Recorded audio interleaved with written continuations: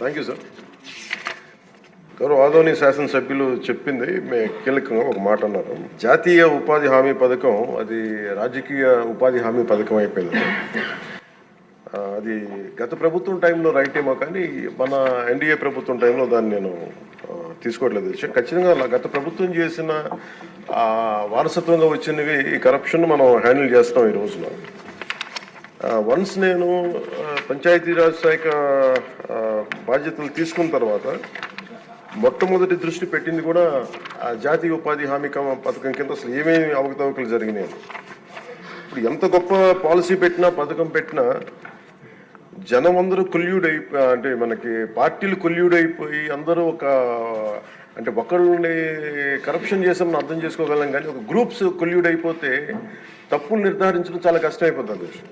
ఇప్పుడు ఇందాక ఉదాహరణకి మేము రాగానే ఫస్ట్ చాలా ఎక్స్టెన్సివ్గా కూర్చున్నాం, ముఖ్యంగా ఈ సోషల్ ఆడిట్ డైరెక్టర్ తోటి, ప్రిన్సిపల్ సెక్రటరీ గారితో కూర్చున్నప్పుడు వరుసగా చాలా ఆల్మోస్ట్ 1-2 months రివ్యూ తర్వాత సోషల్ ఆడిట్ డైరెక్టర్ ఎవరైతే జాతీయ ఉపాధి హామీ పథకంలో అవకతవకలు ఎవరైతే చేస్తున్నారో వాటిని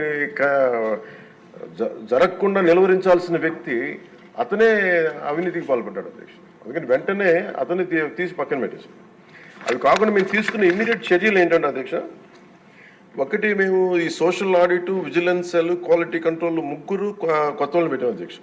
కొంచెం ఎఫెక్టివ్ పీపుల్ని పెట్టాం. ఇప్పుడు ఉదాహరణకి సోషల్ ఆడిట్ని ఒక 2 months బ్యాక్ పెట్టాం, చాలా మందిని సార్ట్అవుట్ చేసి వన్ హూ ఇస్ కేపబుల్ అలాంటి వ్యక్తిని పెట్టాం అధ్యక్ష. అలాగే విజిలెన్స్ సెల్కి చీఫ్ విజిలెన్స్ ఆఫీసర్ని పెట్టాం, 5 months అయింది. అలాగే headed by chief quality control engineer పెట్టాం అధ్యక్ష, సీనియర్ మన రిటైర్డ్ ఇంజనీర్ ఒకరిని పెట్టాం. మేము చేశాక మేమేం చాలాసార్లు ఉదాహరణకి 2024-25లో అబ్జెక్షనబుల్ ఎక్స్పెండిచర్ అంటే ఇది అవినీతికి దారి చూపిస్తున్నాయని చెప్పి దాదాపు 250 కోట్ల అవినీతి జరిగింది అని చెప్పేసి సోషల్ పీపుల్స్ ఆడిట్ ఫోరం నుంచి మనం దాదాపు ఇప్పటికీ 546 మండలాల్లో మనం సోషల్ ఆడిట్ చేసాం ఇప్పుడు దాకా ఆడిట్ ఫోరం. ఇంకొక మిగతా మండలాలు 665లో 546 చేసాం అధ్యక్ష. మార్చి 31కి అయిపోతుంది.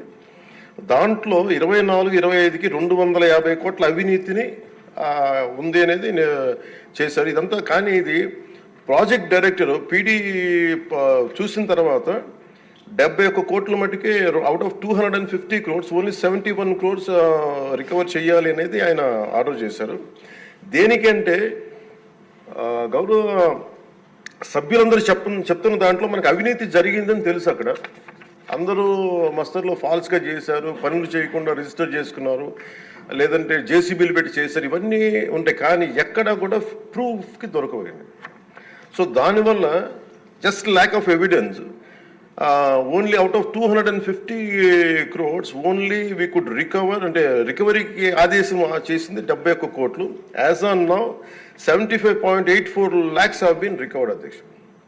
అంటే 250 కోట్ల అవినీతి జరిగిందని గుర్తింపబడింది, కానీ సరైన సాక్ష్యాధారాలు లేకపోవటం వల్ల ఓన్లీ 71 కోట్లకే రికవరీ చేయాలన్నది ప్రాజెక్ట్ డైరెక్టర్ వాళ్ళ బాధ్యత అది.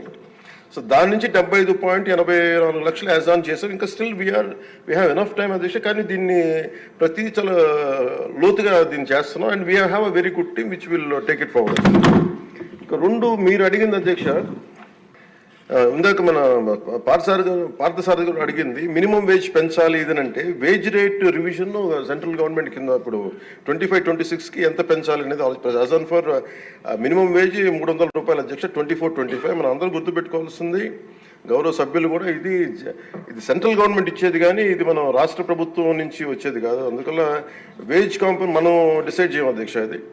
సో యాజ్ ఆన్ టుడే ఇది 24-25కి 300 రూపాయలు. దీన్ని ఆ రివిజన్కి 25-26కి కేంద్ర ప్రభుత్వం దాని మీద సంసిద్ధంగా ఉన్నారు చేయడానికి. అలాగే వేజ్ పేమెంట్ ఇంకా పెండింగ్స్లో ఉన్నాయని చెప్పారు. అది జనవరి 8 నుంచి government of India has 8th inform చేశారు మాకు దట్ ఇట్ విల్ బి తొందరలోనే క్లియర్ చేస్తాం. ఎందుకంటే అది సెంట్రల్ నిధుల నుంచి రావాలి కాబట్టి మేము రాష్ట్ర ప్రభుత్వం తరఫు నుంచి మేము వెయిట్ చేస్తాం అధ్యక్ష. అలాగే మన లోకం మాధవ్ గారు మన గౌరవ శాసనసభ్యులు జేఎస్పీ వాళ్ళు అడిగిన దానికి ఏంటంటే ప్రత్యేకించి ఇలా అవకతవకలు జరుగుతుంది, దీని గురించి మనం ఏం చేస్తున్నాం అంటానికి we have created a wage monitoring cell అధ్యక్ష for increasing average wage rate. Accordingly we will take it forward అధ్యక్ష. అలాగే మీరు అడిగిన దానికి అధ్యక్ష జిల్లాని ఒక యూనిట్గా చేయమన్నారు అధ్యక్ష. అది అసలు బేసిక్గా మీరు అడిగిన దానికి ఎంతమంది అంటే అక్కడ ఉన్న ఎంతమంది లేబర్ ఉన్నారనే దాని మీద ఉంటుంది అధ్యక్ష. అంటే ఎక్కడ ఎక్కువ పని దినాలు అవసరం, ఎక్కడ లేబర్కి ఎక్కువ పని, దాని మీద బేస్ అయింది తప్ప వేరేలా కాదు అధ్యక్ష. సో మాకు ఉన్నదానికి ఏంటంటే గవర్నమెంట్ ఆఫ్ ఇండియా మన మన్రేగాలో material component is decided as per the labour turnout in the district అధ్యక్ష. డిస్ట్రిక్ట్ యాజ్ ఎ యూనిట్లో ఒక 60-40 రేషియో ఉంటుంది న్యూ డిస్ట్రిక్ట్లో. సో దాన్ని మేము ఒకసారి చూసి మీకు తెలియజేస్తాం అధ్యక్ష. ఖచ్చితంగా we will take it in to consideration when we go to Delhi also will take it forward what are the honourable members raise the question they have raised.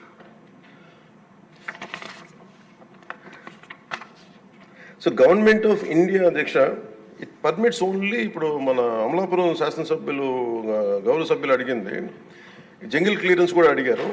But government of India very clearly said only 266 works should be taken under NREGA అధ్యక్ష. దాంట్లో jungle clearance అనేది లేదు అధ్యక్ష.